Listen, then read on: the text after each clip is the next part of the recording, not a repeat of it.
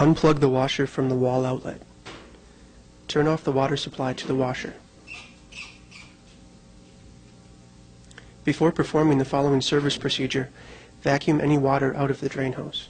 Using a 5/16" socket, remove the two screws from the bottom edge of the front panel. Pull the bottom of the front panel away from the washer until the hold-down clips release from the washer top. Loosen the hose clamps and remove the hoses from the pump assembly. If the water has not been vacuumed out of the drain hose, there will be water in the pump. In these cases, the hoses must be pinched off to prevent water spillage.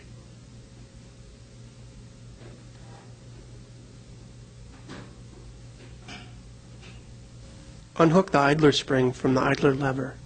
Do not overstretch the spring when removing it.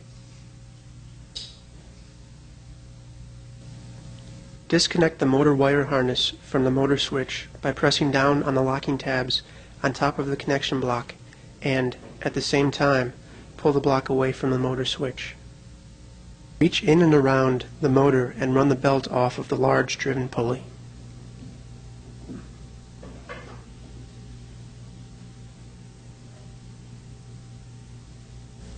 Using a 1/2" socket, remove the 4 screws holding the motor mounting bracket to the lower tug flange and to the weldment assembly.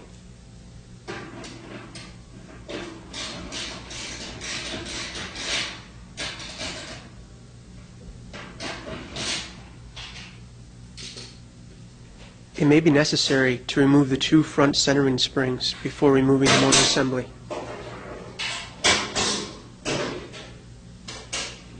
Remove the motor assembly from the washer.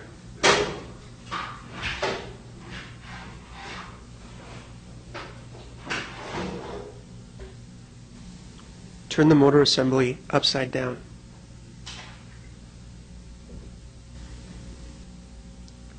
Using a spring clip tool, remove the spring clip that holds the idler pulley onto the idler shaft.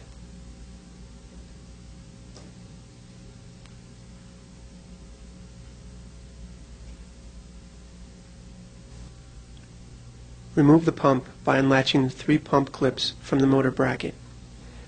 Early model pumps will be held in place by 3 T25 torque screws located on the legs. Remove the pump from the motor assembly. Using a 5/16" socket, remove the motor shield from the motor.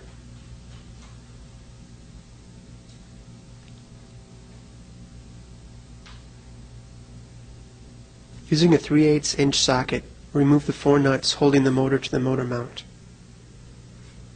Remove the steel washers and rubber mounts from the motor studs.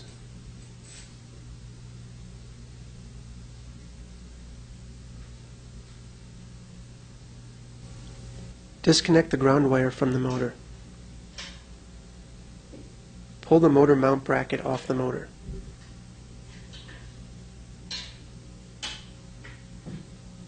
Remove the remaining mounts and steel washers. Remove the idler lever.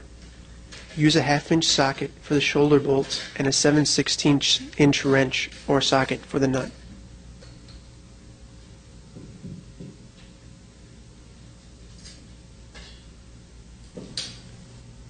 Reinstall the idler lever. Use a 1/2" socket for the shoulder bolt and washer and a 7/16" wrench or socket for the nut.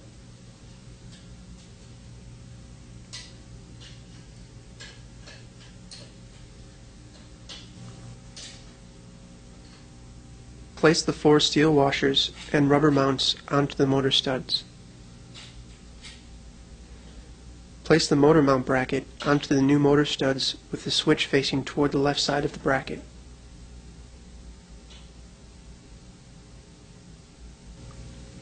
Install the remaining mounts and steel washers. Using a 3/8" socket, install the 4 nuts onto the motor mounting studs.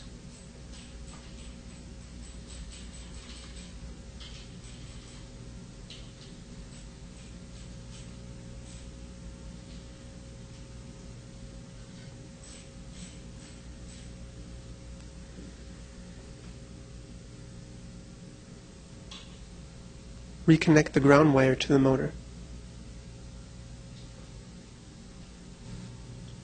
Using a 5/16" socket, reinstall the motor shield onto the motor.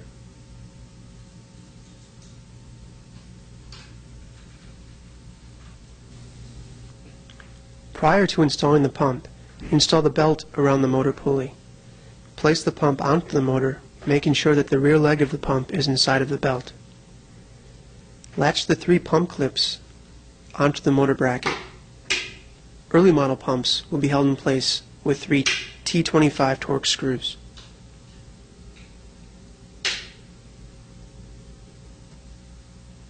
When reinstalling the idler pulley, make sure that flat washers and wave washers are on both sides of the pulley. Install the flat washers next to the idler pulley bearing. The wave washers should not be against the bearing. Replace the spring clip.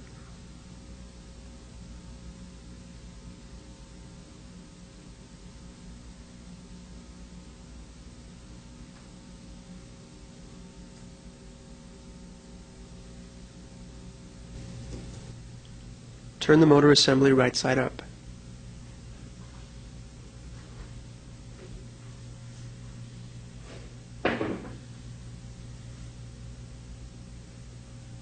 Place the motor assembly into the washer.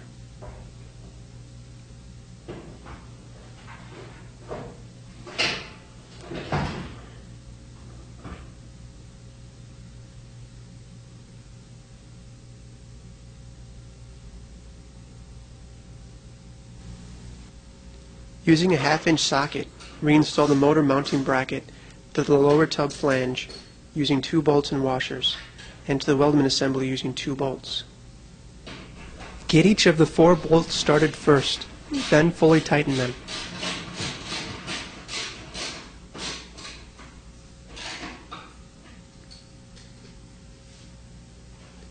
Replace the centering springs if they were removed during motor removal.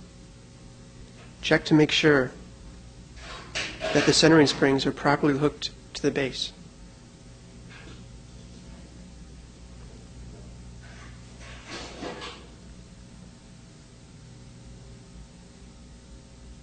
Install the drive belt to the motor pulley and idler pulley and run it onto the driven pulley.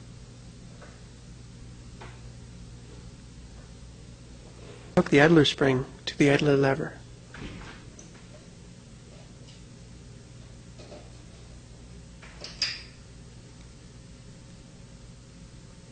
Reattach the motor wire harness to the motor. Reattach the tub to pump and drain hoses to the pump assembly. Tighten the hose clamps.